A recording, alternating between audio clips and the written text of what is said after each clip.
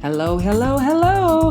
This is Dr. Kimberly Moore, and this is a moment of faith and favor. We don't walk by sight, but we walk by faith. And this is my time with you to encourage you, empower you, and remind you just how favored you are as we build our faith together. For I have discovered that when you walk by faith, you will win because of favor. So sit back, relax, and spend the next few moments with me, and it is my hope that you will be blessed.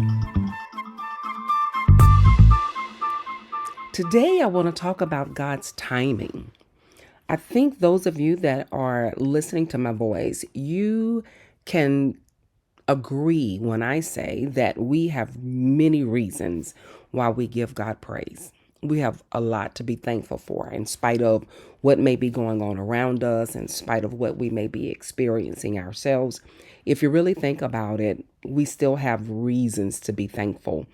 We can be thankful for God's mercy, his love, his favor, his kindness. We can be thankful for healing of our bodies or deliverance of our minds. Many of us have the testimony that God has really come through for us time after time. As the old church would say, he's an on-time God. Yes, he is. But then there are others of us who are still waiting. We're waiting for our turn, waiting for our time. We've seen what God has done for others, and we're still waiting. we're not hating on anybody. We just want what he has for us. We just want the blessings that he has stored up for us. And we're all human, and we can't really help but ask, when will it be my time? I've seen you bless others. I know that you can. I know that you're able.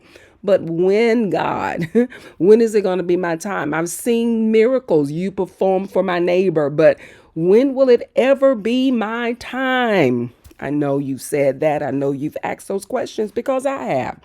But what I need you to understand is that God is a God of times and seasons, and he never does anything out of season. He never does anything too early, nor does he ever do anything too late. It may seem too late for us, but whatever he does, it will always be within his perfect timing. And that's why we have to be discerning and sensitive of God's time, sensitive of how he moves. We have to get to the place when we move according to his voice and not our circumstances. Yeah. You know how it is. We won't make a move until circumstances push us to move. We won't make a decision until circumstances force us to make a decision. But we don't have time to wait on circumstances to be right sometimes. We can't wait until we have the time. No, we've got to move at the speed of obedience. That's what I call just being obedient whenever we hear his voice.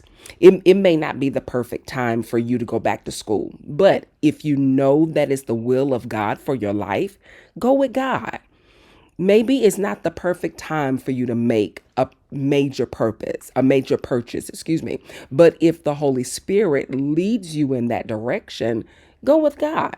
If you know that this may not be the perfect time for you to make a major move, but you also know that God is really prompting you in that direction, you got to go with God because his timing will always be perfect.